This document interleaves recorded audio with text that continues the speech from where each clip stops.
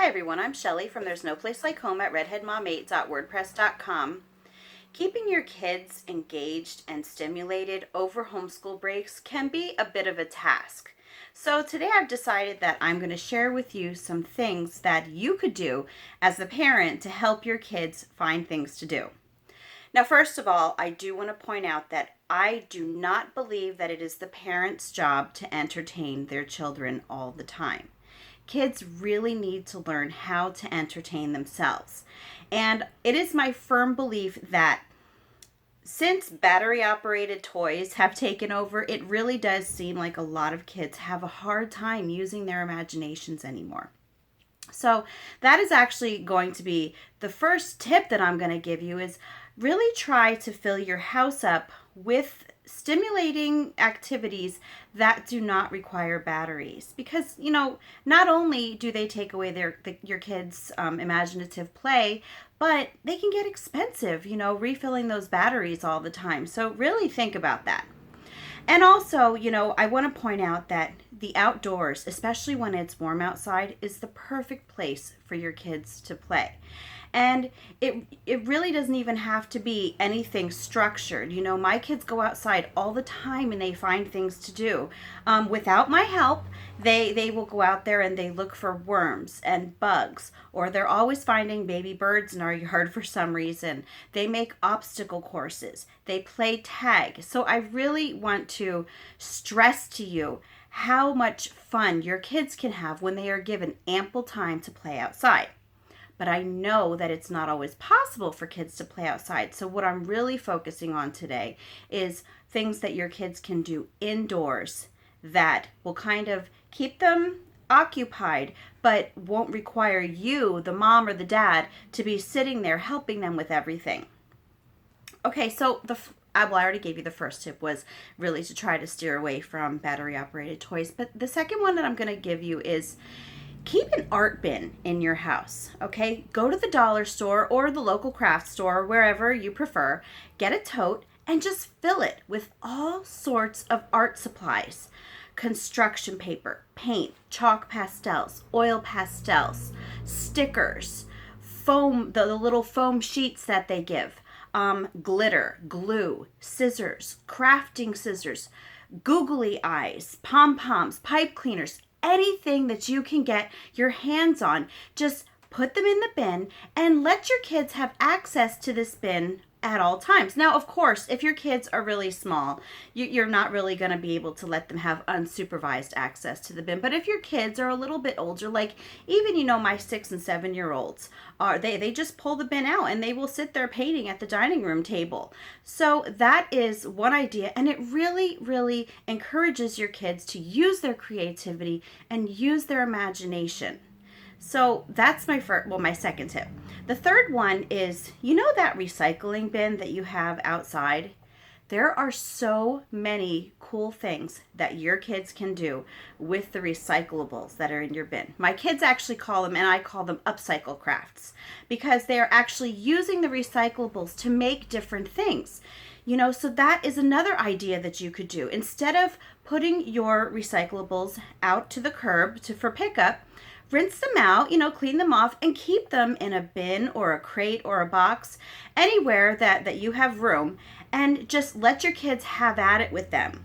And if your kids aren't used to doing things, you might have to give them some tips on what to do, some suggestions. You could also go to the library. We found a great book at the library on crafts that you can make with recyclables. So that's another idea. But what ended up happening was my kids love to make things with these recyclables, and I don't ever help them. I am not crafty at all, so they know not to ask me. But they're always making really cool stuff. Like they've made bird feeders out of milk cartons. They've made shovels for our sandbox out of the little half-gallon and quart-sized milk jugs. They've made shovels and things out of those. My daughter has made little candy dispensers out of water bottles. And let me think. Claw machines. I was going to say crane machine. I think you can call them that too. But claw machines out of cardboard boxes and just some gadgets, and really just throw things from around the house into that recycling bin. I'm telling you, once your kids get used to the idea of really thinking about what they're going to do, you would be amazed at the things that they come up with.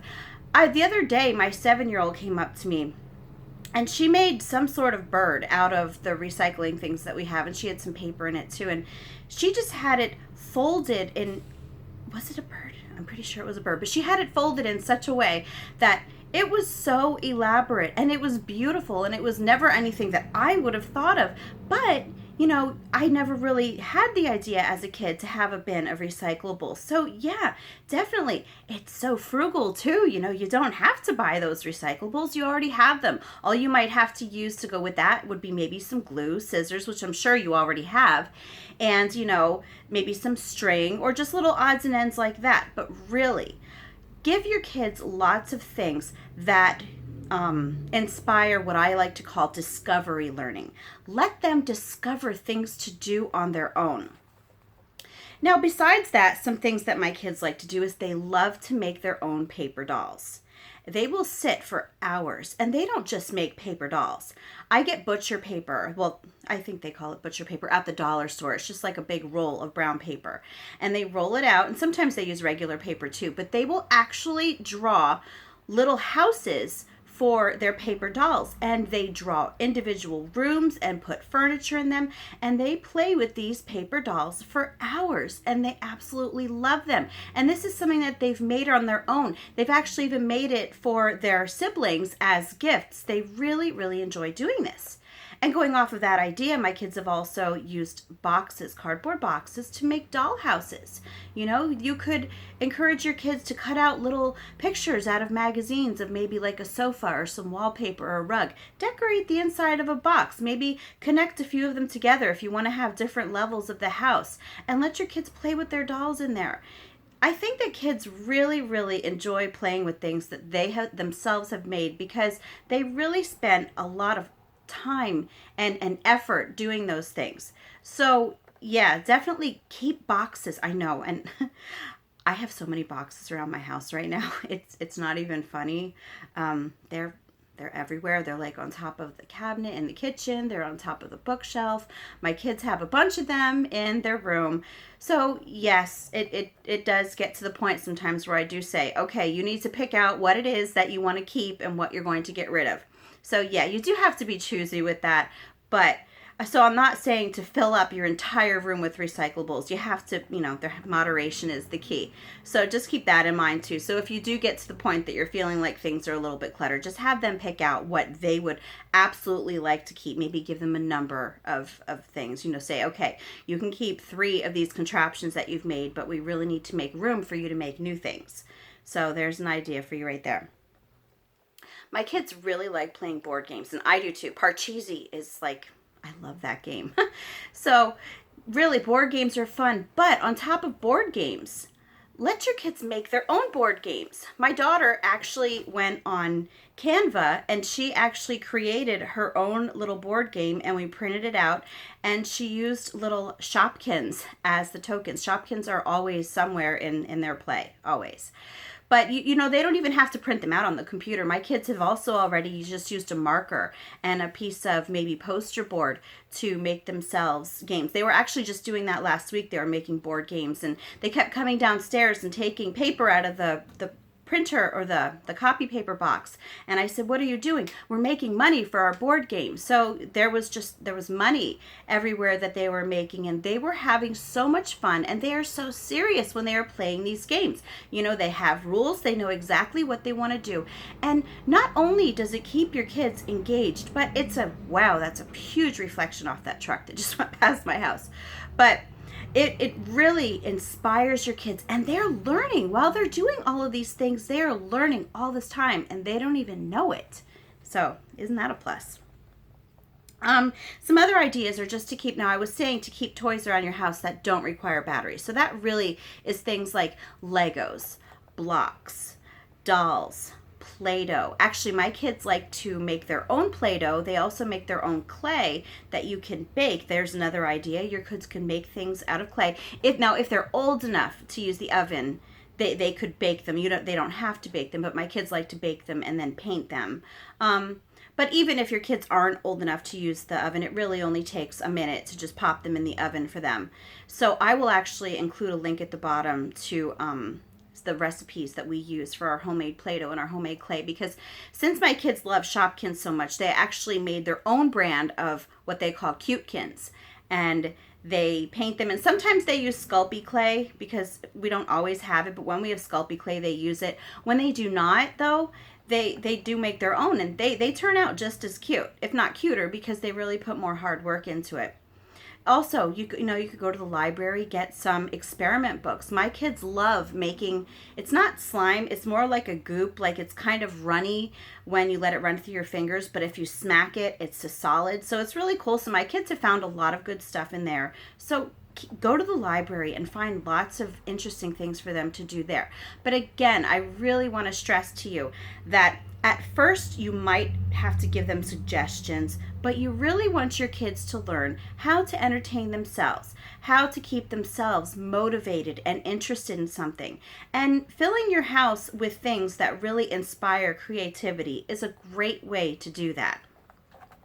Another really frugal idea is just to get your kids each either a spiral notebook or a journal at the dollar store and let them use it for whatever they choose. Some of my kids love to write stories. I'll find stories after story after story in there, or sometimes they'll use it almost like a journal or a diary. Some of my kids, when they were making all of the Cutekins,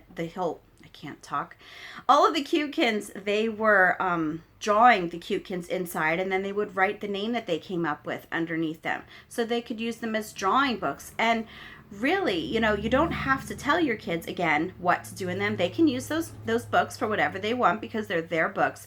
But I found that when they've got something, especially if it's something cute, like a really cute journal, they will really want to use it more often. And there are so many ideas, though, of things that you can do to keep your kids occupied. Puzzles, puzzle books, mazes, crossword puzzles. Your kids could make forts with blankets and, at the table, or using chairs, making trains. Really, just try to inspire them, but don't tell them what to do. That is so important, because if you are always directing your kids on what they should be doing, they're never going to be able to do these things on their own. So just let them make mistakes. Let them try different things, because it's so much sweeter when they succeed on their own. And then the last suggestion that I have is that you could also keep a bunch of old books, maybe old school books. My kids love playing school with each other. They will sit there for hours, and they actually like to bicker over who's going to be the teacher, because of course that's the most fun part, is being the teacher. So yeah, just keep all of those old books. If you homeschool, all of those books that you probably won't be using anymore, or maybe have already been all used up if they're consumables, keep them and just set them aside and let your kids play school with them. But my hope is that you would just use these tips to give your kids ideas of what to do. But the most important thing is that no matter what it is that you do for your kids, keep them stimulated with lots of good supplies that are going to inspire them.